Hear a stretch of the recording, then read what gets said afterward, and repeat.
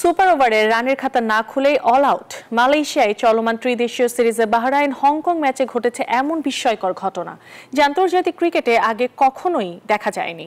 Super ওভারে মাত্র 3 বলে অল আউট হয়ে যায় বাহরাইন, করতে পারেনি 1 রানও।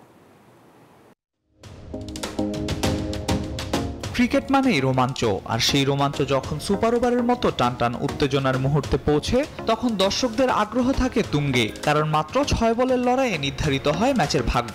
তবে মালয়েশিয়ায় চলমান ত্রিদেশীয় সিরিজে বাহরাইন ও হংকং এর মধ্যকার ম্যাচে সুপার ওভারে এমন ঘটনাই ঘটেছে যা আন্তর্জাতিক ক্রিকেটে আগে কখনো হয়নি।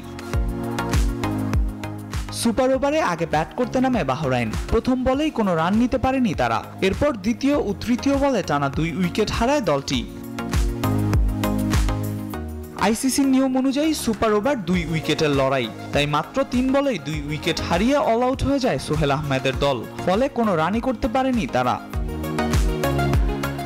মাত্র 1 রানের লক্ষ্যে ব্যাট করতে নামে হংকং, তবে সেই 1 রান তুলতে তাদেরও একটু সময় লেগেছে। প্রথম 2 বল ডট খেলেন বাবর হায়াত, অবশেষে তৃতীয় বলে 1 রান নিয়ে জয় নিশ্চিত করেন তিনি।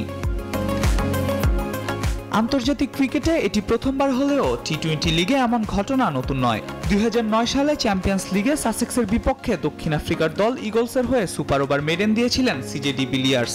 একই কাণ্ড ঘটেছিল 2014 সালে সিপিএলে, যেখানে গায়ানা অ্যামাজনের হয়ে ত্রিনিদাদ ও টোবাগো রেড স্টিলের বিপক্ষে সুপার ওভারে মেডেন দেন সুনীল নারিন।